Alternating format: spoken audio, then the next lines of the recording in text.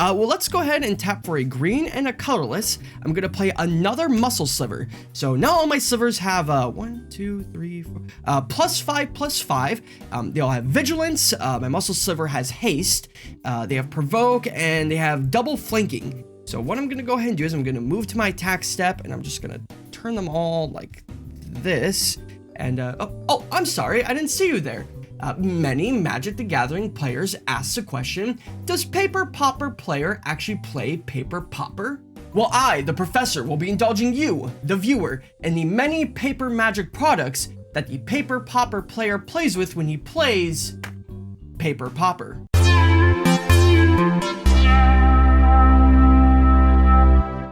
Today I will be showing you the many Magic the Gathering accessories that will help improve not your gameplay, but your game experience. These products are fun and affordable and are recommended for any paper Magic player. Okay, I'll be honest, I can't do this for the whole video. We're done being the professor. It's hot in here and I don't want to wear a coat. This office is probably very well air conditioned. My apartment is not.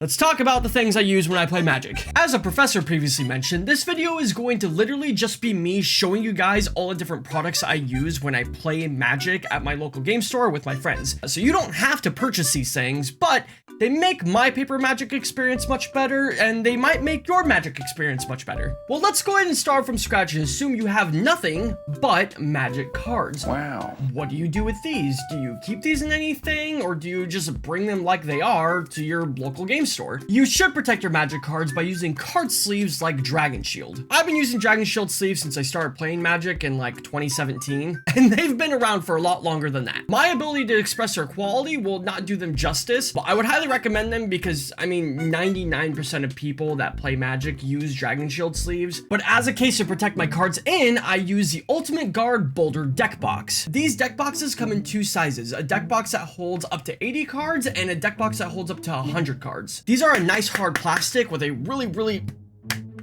tight clip-on lid, so your cards will never fall out and they will never get damaged in these. They are also extremely compact and really easy to carry around if you have a good bag for them.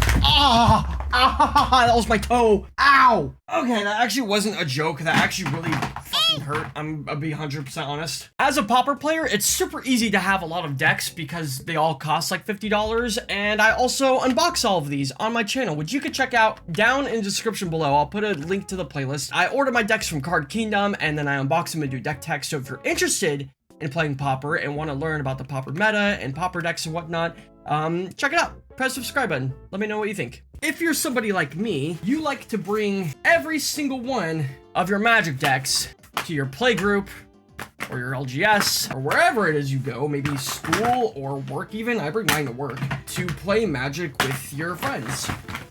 And the Ultimate Guard boulders are very easy to store.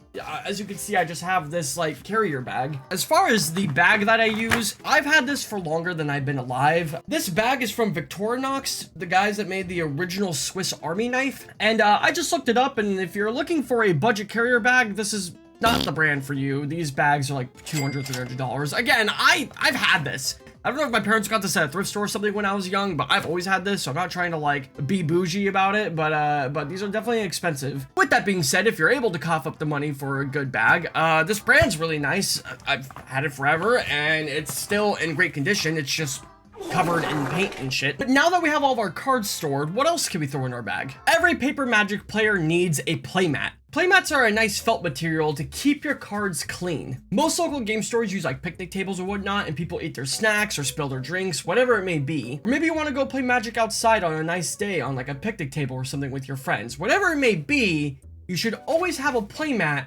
because it keeps your cards clean. You can get playmats from literally anywhere, but I get my playmats from inkgaming.com. And before you ask, I'm too small of a channel to have sponsorships, so this is not a sponsor. I've just been using them for a really long time. Inked Gaming allows you to upload any images you want to order any size playmat that you want. I have like 4 different mouse pads from them, including like the giant one that I have right now that I use when I open up my Magic cards on this channel. But like the quality of these is like really nice. It's just super firm. I don't even know like what material this is. It's not leather, but I mean, they're just really nice mats. And I'm gonna show you guys a current mat that I use when I go play Magic at my local game store. There's a picture of my dog. His name is Chewy, and the camera's like really messing up the color. It's not that blue. So next up on the list, we have the boogie board. The boogie board is like essentially a battery powered whiteboard, and that you can just draw whatever you want with it. And it's not like actual ink or anything.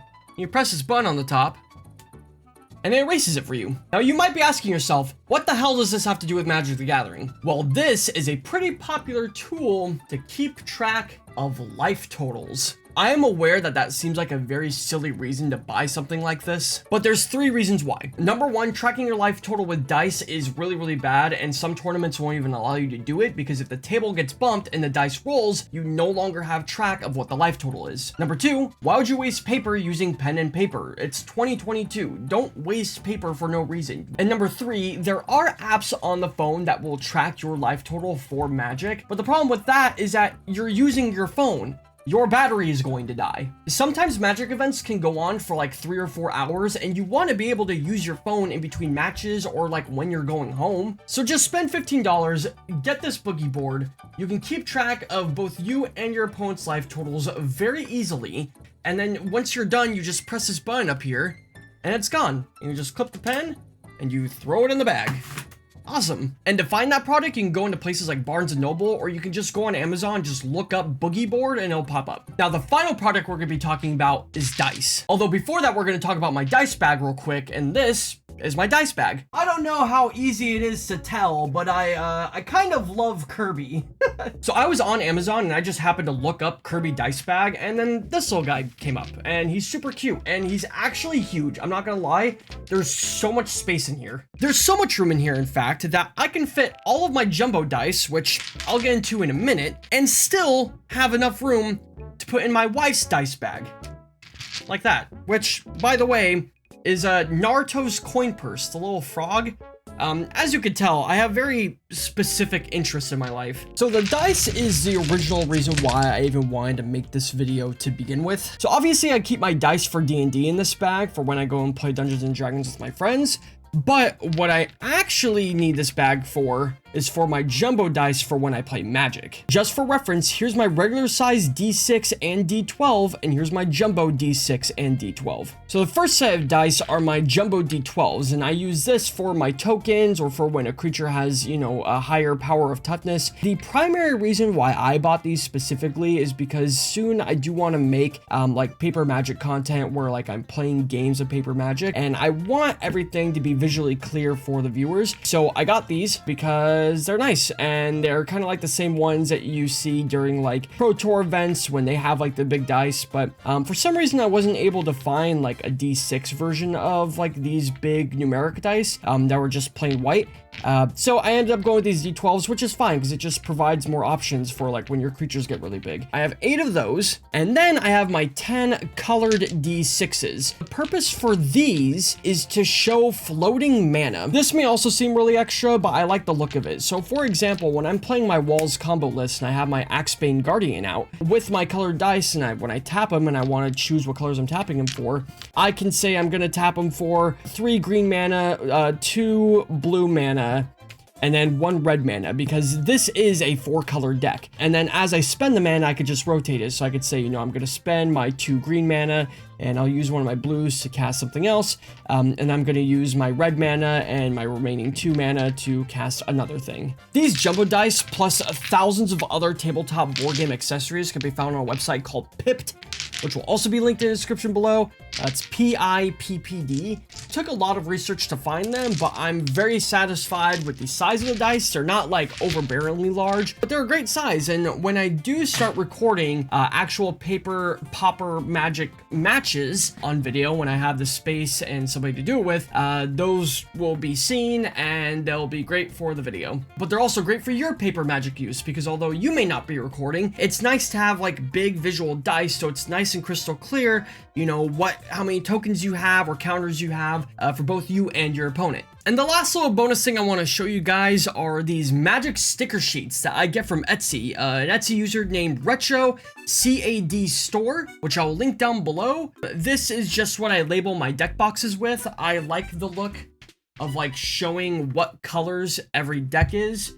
Now, some of you might be saying to yourselves, well, when you take this over to your local game store for a tournament, people will know what color deck is or what you're playing and whatnot, and you're giving away information before the match. Bro, who the fuck cares, number one. Number two, you could just hold the boulder upside down. You can open the boulder box like this, and then you can crack it open like that, and then take your cards open upside down. You don't have to keep the boulder right side up, which is also another great thing about the boulder that I didn't previously mention, is that it's pretty much omnidirectional. Is that what you would call it? But yeah, when I'm displaying my decks, I think it's cool to have them stacked up, showing the different mana of like what color deck it is. I wanted to get a label maker so I could put the names of the decks underneath the mana symbols, but it turns out label makers are very expensive, so I didn't do that. But yeah, the stickers are nice. They're really affordable. The only thing about them is that they're like paper stickers, so there's no like matte covering on them, so if you get them wet, they will dissolve. So when you do put them on, you may want to put like a little like film or something over it just so that they stay in contact. But they're nice labels for the decks. They're nice print quality. So that's that. So that is everything that I bring with me when I go and play Paper Magic, either at my local game store or at a friend's house. Like I said, all these things will be linked down in the description below if you want to pick anything up. Nothing was sponsored in this video. I was just showing you guys what my accessories are, since I claim to be the paper pauper player, and you know, I play Paper Magic. So with that being said, if you enjoyed this video, please press the subscribe button. Like I said earlier, on this channel, I open up pauper decks and do deck reviews of them. In the next couple days, I'm going to be recording my video on pauper boggles, and so we'll be working on that video, and that'll probably be going up next week. So yeah, if you guys are interested in that content or interested in learning about pauper, check out that playlist as well. With that being said, thank you guys so much for watching, and we will see you in the next one.